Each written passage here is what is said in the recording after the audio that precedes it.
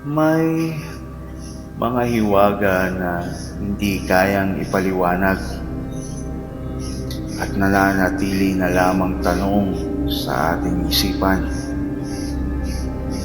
Habang naghihintay ka ng kasagutan, makinig ka muna sa mga maiksing kwento ni Kuya Bert.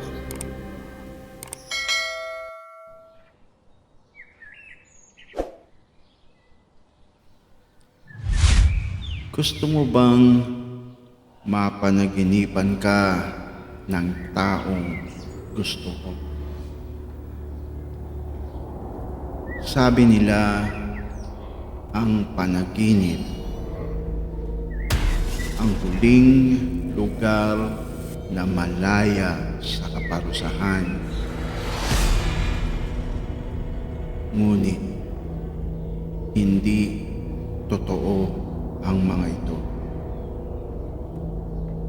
Dahil kapag may isang taong paulit-ulit mong napapanaginipan, malaki ang posibilidad na ikaw rin ay lumilitaw sa kanila.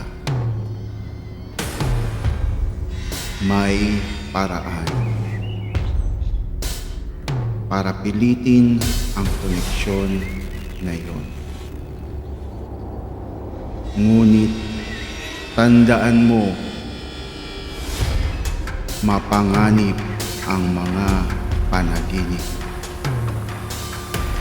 Isang maling hakbang at maaari kang hindi na makabalik. Unang hakbang, kumuha ng isang hibla ng buhok, isang baso ng malinaw na tubig,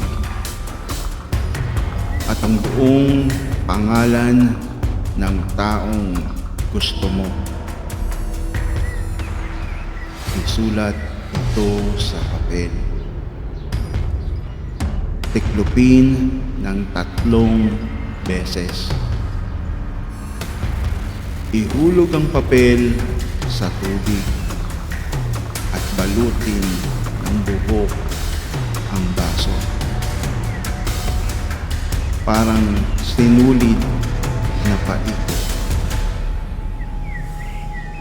Hawakan mo ito gamit ang iyong 2 kamay.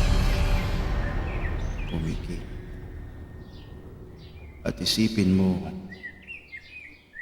kung anong pakiramdam kung makita ka nila sa kanilang panaginip. Gawin mo ito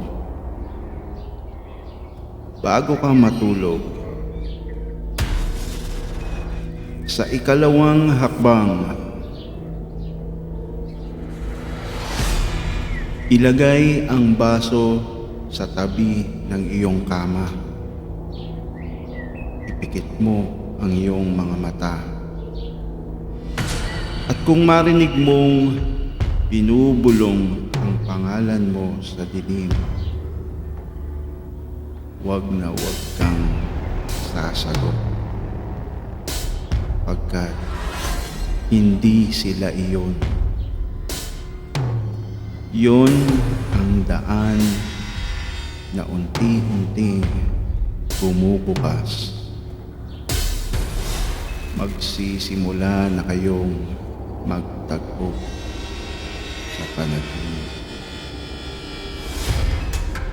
Sa una, babanggitin ka lang nila. Parang wala lang. Parang naaalala ka lang. Hindi nila alam kung bakit.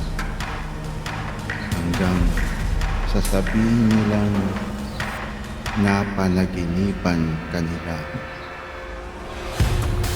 Ikaw, nandoon. Minsan, tahimik. Minsan, minsan nagsasalita.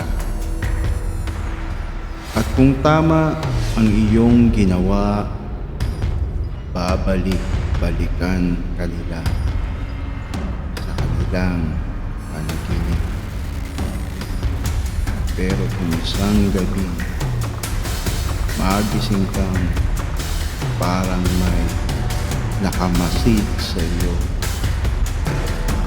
hindi sa kwarto mo, hindi rin sa paligid mo, kundi sa mismo panaginip mo. Lumampas ka na. Masyado ka nang lumalim at hindi mo na alam kung sino talaga ang nananaginip.